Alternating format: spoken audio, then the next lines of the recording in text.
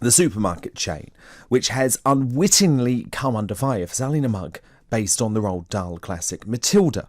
Now, the innocent-looking item suddenly attracted huge unwanted attention as the quote emblazoned on its side was pulled up for trivialising domestic violence. So the line taken from the story, part of a longer sentence that sees Matilda hatching a plot, is "a brilliant idea hit her." But after domestic abuse charities and activists lobbied the supermarket chain, the item was quickly withdrawn. But are Sainsbury's acting ridiculously by giving in to this mob? Emma Webb is a director of Civitas, a social policy think tank, and she's one of those that thinks Sainsbury's response to the complaints shows a worrying trend in how companies respond to such allegations. Emma, great to have you here. I mean, it was very clear to me that this mug quoted Matilda, a Roald Dahl character, innocently, but domestic violence campaigners seemed to suggest that this could be triggering to women who had been hit. Yes, so firstly I have to apologise, I have to correct you. I'm actually the director of a project at Civitas, not the think tank itself. But yeah, I think nobody is going to argue that domestic violence isn't an issue that needs to be taken seriously.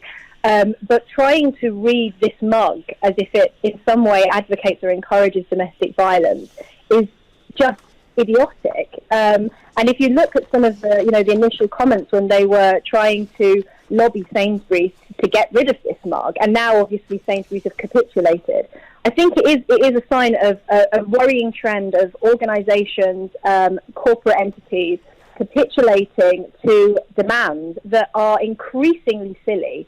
And we saw in the US with Trader Joe's, they actually, in response to a similar sort of situation, said, no, we're not going to capitulate because we think that the demand is silly.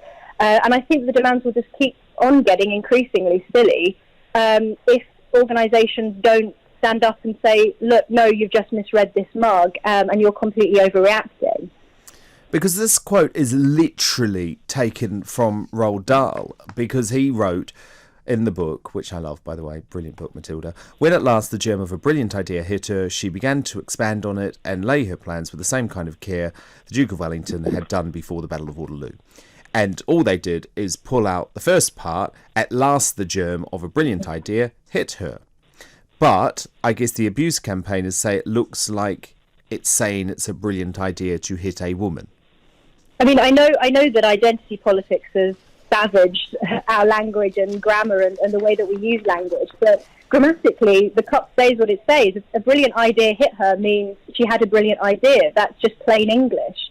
Then maybe you could make an argument, that the font and the way that it distinguished brilliant from hit her, but that's the only argument that you could possibly make, and even still, it's choosing to read something offensive into it, and it looks as if people are just desperately trying to find something problematic, and then to harangue companies like Sainsbury's into removing these things. And I just think it's set us off on a trend, and, obviously this is something that we can laugh at because it looks so silly, I think, to read to most people.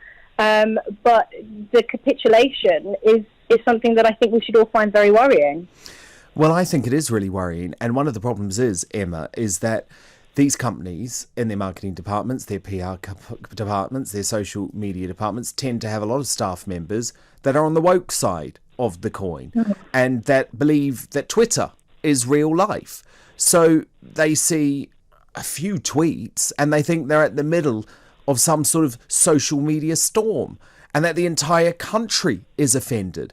And at some point, these corporates are going to have to gain some strength and not just give in at the slightest hint of controversy, because 5 tweets or 20 tweets or even 50 tweets does not make a controversy.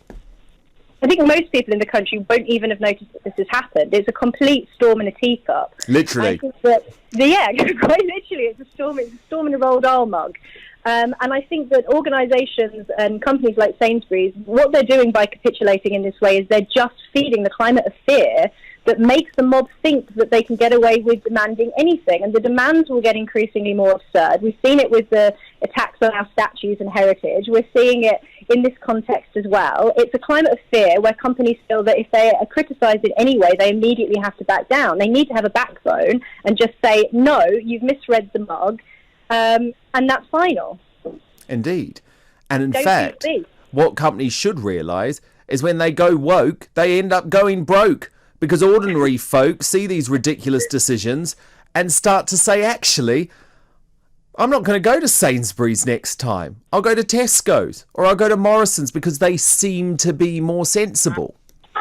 It's also a terrible distraction and I think trivialises domestic abuse issues. And I know obviously that these domestic abuse organisations have their own perspective on this, but I've done work in the past with survivors of domestic abuse, and it's the sort of stuff that they can tell you will keep you awake at night. And removing a mug from Sainsbury's is not going to make any difference. Nobody is going to look at this mug and think, great, this gives me permission to beat my wife. No, that's certainly not. They are certainly not. And I guess we can all be triggered, can't we, by day-to-day life. And I really think that removing a mug quoting Roald Dahl and Matilda does not reach the bar of genuine triggering. Emma Webb from Civitas, thank you so much.